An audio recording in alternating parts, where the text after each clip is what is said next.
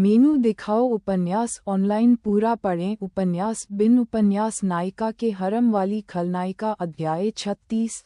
आधा खाया हुआ शिकार। नायिका के हरम वाली खलनायिका। आधा खाया हुआ शिकार। Ads by PubFuture. ये काफ़ी होना चाहिए। चलो अब गणित से आगे बढ़ते हैं। एमिलिया पहले से ही बहुत अच्छी है और डिक्सी भी ठीक कर रही है। मैंने आप दोनों के लिए जो प्रश्न चिन्हित किए हैं उनका अभ्यास अलग अलग करना सुनिश्चित करें, ठीक है? इसे एक साथ न करें। एमिलिया ने नायिका को गणित की पाठ्यपुस्तक रखते हुए देखा तो वह थोड़ा हिचकिचाई, लेकिन उसने निर्णय लिया कि अपने विचार व्यक्त करना ही बेहतर होगा। आखिरकार क्रिस्टल से संपर्क करने का उसका एक उद्देश्य चीज़ों को तेजी से सीखना था। इसे अपने तक ही सीमित रखना और उसकी प्रगति को धीमा करना व्यर्थ था। ये ठीक है। लेकिन क्रिस्टल, मैं इस तरह की बुनियादी चीज़ों के साथ ठीक हूँ, लेकिन आप जानते हैं कि क्रमचय और संयोजन और सामान, मुझे वास्तव में इसमें मदद की ज़रूरत है। नायिका ने आंखें झपकाईं, मानो उलझन में हो। ओह, ये सेमेस्टर के कोर्स में नहीं है ना? एमिलिया और डिक्सी दोनों ने एक दूसरे को आश्चर्य से देखा। आखिरकार यही वह विषय था जिस पर वे दोनों सबसे ज्यादा संघर्ष कर रही थीं। ओह, क्या मिस्टर जेफरसन ने नहीं कहा? क्रिस्टल ने अपना हाथ हिलाकर उसकी दलील को ऐसे रोका जैसे वह उसे 1000 बार सुन चुकी हो। इससे कोई फर्क नहीं पड़ता कि शिक्षक क्या पढ़ाते हैं। पाठ्यक्रम में जो है वही परीक्षा में आएगा और हमारा लक्ष्य वहाँ अधिकतम अंक प्राप्त करना है ना? एमिलिया ने सिर हिलाया। हालांकि ज़्यादा सीखना हमेशा अच्छा होता है, लेकिन अपना खाली समय दूसरी चीज़ों पर बर्बाद करने से पहले ये समझना बेहतर था कि पहले क्या ज़रूरी है। तो फिर मुझे ये पाठ्यक्रम कहाँ से मिलेगा? क्रिस्टल मुस्कुराई। उसे एहसास नहीं हुआ कि वह कितनी आत्मसंतुष्ट दिख रही थी। आमतौर पर इसे परीक्षा से 1 महीने पहले नोटिस बोर्ड पर लगा दिया जाता है, लेकिन आप इसे प्रिंसिपल के कार्यालय में जाकर पहले ही प्राप्त कर सकते हैं। डिक्सी ने पलकें झपकाईं। क्या ऐसी कोई चीज़ है? Ads by PubFuture. नायिका के चेहरे पर शर्मिंदगी की जगह आत्मसंतुष्टता आ गई। सच कहूँ तो मुझे इसके बारे में पता नहीं था, लेकिन मैंने हमेशा सिलेबस के हिसाब से तैयारी की है और जब मुझे हमारी परीक्षाओं के लिए कोई सिलेबस नहीं मिला तो मैं पूछने चली गई। वहाँ मौजूद महिला ने मुझे वह दे दिया। एमिलिया की आंखें चमक रही थीं, मानो क्रिस्टल की सरलता से बहुत प्रभावित हो। ये बहुत ही स्मार्ट है क्रिस्टल। किसी और ने इसके बारे में क्यों नहीं सोचा? इससे पहले कि नायिका गर्व से अपनी छाती फुला पाती, डिक्सी ने अपना सिर खुजलाया और बोल पड़ी। ओह, ऐसा लगता है कि वहाँ की महिला ने उसके लिए अपवाद बनाया है क्योंकि वह प्रवेश परीक्षा में अव्वल है, आप जानते हैं। एमिलिया ने पलकें झपकाईं। ओह, क्रिस्टल ने अपनी आंखें घुमाईं। ऐसा क्यों लगता है कि डिक्सी समय समय पर उसके प्रति थोड़ी शत्रुतापूर्ण हो रही है? कितना अजीब है।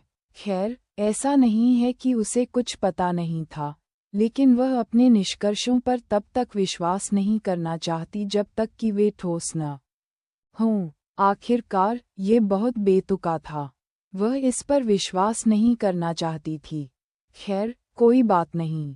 उसने मुझे नहीं बताया कि यह कोई रहस्य है या कुछ और। यहाँ उसने कागज़ का एक पन्ना निकाला जो छोटे छोटे शब्दों से भरा हुआ था। अपने फ़ोन से एक फ़ोटो लें। हालांकि मैं इसे किसी के साथ साझा न करने की सलाह दूंगा। उसके ऐसा कहने के पीछे कई कारण थे, लेकिन नायिका नहीं चाहती थी कि वे उसके सच्चे विचार जानें। आखिरकार छात्र अविश्वसनीय रूप से दुर्भावनापूर्ण और स्वार्थी हो सकते हैं, और अगर एमिलिया ने पाठ्यक्रम साझा किया और परीक्षा में कुछ मेल नहीं खाता, तो वे नकली पाठ्यक्रम साझा करने के लिए उस पर हमला कर सकते हैं। ऐसा करने से कोई लाभ नहीं था। डिक्सी ने तुरंत अपने फ़ोन से तस्वीर खींच ली, जबकि एमिलिया सावधानीपूर्वक, चरण दर चरण, पूरी प्रक्रिया को पूरा कर रही थी, जबकि अन्य 2 लड़कियां उसे अजीब नज़रों से देख रही थीं। वह क्या कर रही है? डिक्सी थोड़ी उलझन में दिख रही थी, जैसे उसे यकीन न हो कि उसे रहस्य बता देना चाहिए या नहीं। एड्स बाय पब फ्यूचर, मुझे लगता है, वह ये सुनिश्चित कर रही है कि छवि बिल्कुल केंद्र में हो और फोटो सीमाहीन हो तथा फोकस अपने सबसे तीखे बिंदु पर हो। नायिका ने आश्चर्य से आंखें झपकाईं।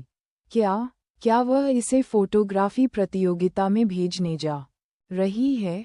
काले बालों वाली लड़की मुस्कुराई, लेकिन उसके हाव भाव में दिखावा का भाव था।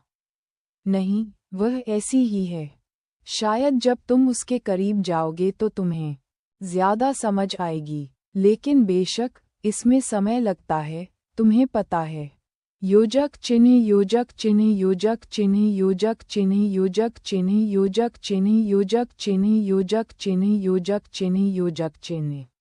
क्या ये हो गया? सब कुछ आपके निर्देशों के अनुसार है, युवा मिस। वे अब खदानों की ओर जा रहे हैं। हटट नॉवल बनाटट। घुंघराले बालों वाली श्यामला थकावट और राहत की सांस लेते हुए चमड़े की कुर्सी पर पीछे झुक गई। यद्यपि उनके गोदाम के पास वाला छोटा सा कार्यालय शहर के कार्यालय जितना आरामदायक नहीं था, फिर भी इस समय महसूस हो रही थकान के कारण कुर्सी कहीं अधिक आरामदायक लग रही थी। सामंथा, क्या तुम ठीक हो? भूरे बालों वाली महिला की चिंतित आवाज और उसके नाम के सीधे प्रयोग से यह स्पष्ट हो गया कि वह अधीनस्थ के रूप में नहीं, बल्कि व्यक्तिगत हैसियत से प्रश्न पूछ रही थी।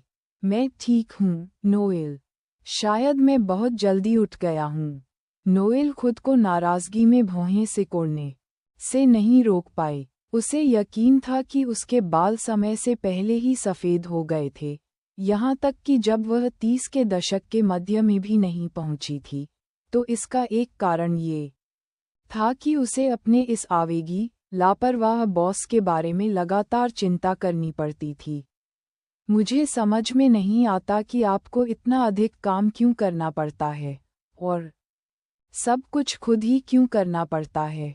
एक अच्छी व्यवसायी महिला को पता होना चाहिए कि सही चीज़ों को कैसे प्राथमिकता देनी है, और सबसे महत्वपूर्ण बात यह है कि अपने अधीनस्थों को काम कैसे सौंपना है।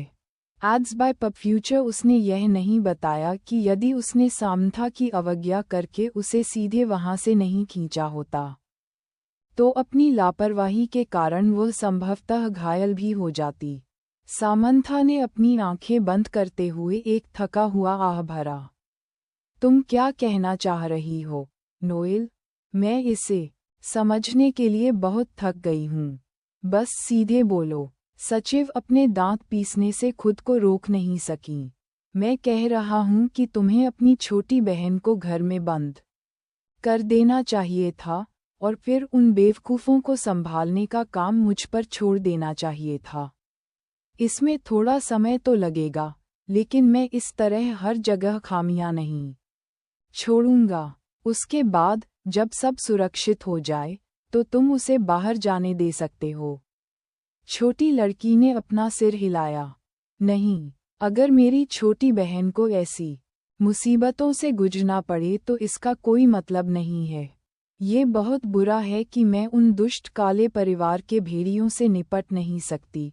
अब तुम चाहते हो कि मैं इन छोटी छोटी बातों पर भी आंख मूंद लूं? नोएल निराश हो गई, लेकिन उसे समझ नहीं आ रहा था कि क्या कहे। मैंने ऐसा नहीं कहा। ओह ठीक है, जो भी हो गया, जो हो गया सो हो गया। लेकिन आप जानते हैं, इससे हमें निश्चित रूप से और अधिक परेशानी होगी। सामंथा ने सिर हिलाया। मुझे पता है। नोएल ने ऑफिस की मेज के दूसरी तरफ एक सीट ली। शहर के बीचों बीच 300 स्पेशल फोर्स को ले जाना, एक पूरा गिरोह गायब हो जाना और 2 बच्चों का गायब हो जाना, जिनका आपकी छोटी बहन के साथ झगड़ा हुआ था, ये सब एक ही दिन में। सामंथा ने कराहते हुए कहा, बस इसे दबा दो। नोएल ने आह भरी, मैं कोशिश करूंगी, लेकिन चूंकि ब्लैक इस मामले में शामिल थे, इसलिए वे निश्चित रूप से ऐसा नहीं होने देंगे। हमें जो भी आने वाला है उसका सामना करने के लिए तैयार रहना होगा। इसलिए तैयार रहो। सामंथा को ऐसा महसूस हुआ जैसे ब्लैक टाइगर की बात करते करते उसकी थकान धीरे धीरे दूर हो गई हो। उसे अपनी नसों में ठंडा गुस्सा महसूस हो रहा था, उसकी सारी नींद गायब हो गई थी।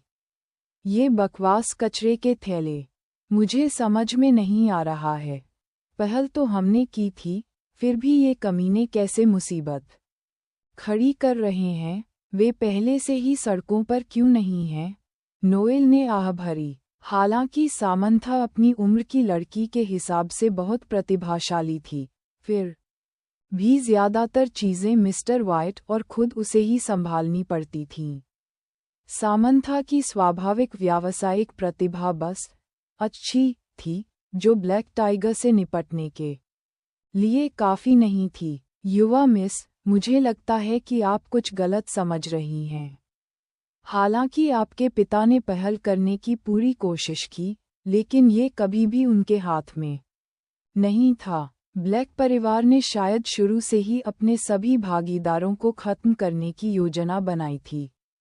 सामंथा चाहती थी कि इस समय उसकी नज़र में कोई पंचिंग बैग हो, क्योंकि उसकी उंगलियां किसी चीज को उछालने के लिए मचल रही थीं। दुर्भाग्य से इस समय केवल नोएल ही उसकी नज़र में थी, और हालांकि वह मुक्का मारना चाहती थी, लेकिन भूल जाओ, उसे और भी ज्यादा निराशा होगी अगर उसे उसकी गांठ पर हाथ मारा जाए। शुक्र है, नोएल को लगा कि उसकी हताशा ब्लैक टाइगर की ओर निर्देशित थी। अगर वह जानती थी कि सामंथा खुद को मुक्का मारने के फायदे और नुकसान पर विचार कर रही थी, तो ठीक है, मिस्टर वाइट ने उसे जरूरत पड़ने पर अपनी बेटी को सबक सिखाने की आज़ादी दी थी। भूरे बालों वाली महिला सामंथा को सांत्वना देती रही, छोटी लड़की के असली विचारों से अनजान। भले ही शिकार निगले जाने के बाद बीच में ही जाग जाए, तब भी वह सांप के पेट में बिल्कुल असहाय रहता है। जब तक हम उसे चीरने का कोई रास्ता नहीं निकाल लेते, तब तक हम असहाय होकर खुद को धीरे धीरे पिघलते हुए देखते रहेंगे।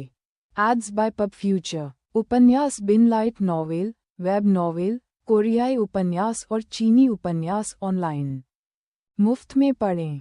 आप सैकड़ों अंग्रेजी अनुवादित लाइट नॉवेल, वेब नॉवेल, कोरियाई उपन्यास और चीनी उपन्यास पा सकते हैं, जिन्हें दैनिक रूप से अपडेट किया जाता है। उपन्यास ऑनलाइन पढ़ें, लाइट नॉवेल ऑनलाइन पढ़ें, ऑनलाइन मुफ्त पढ़ें, मुफ्त लाइट नॉवेल ऑनलाइन। संपर्क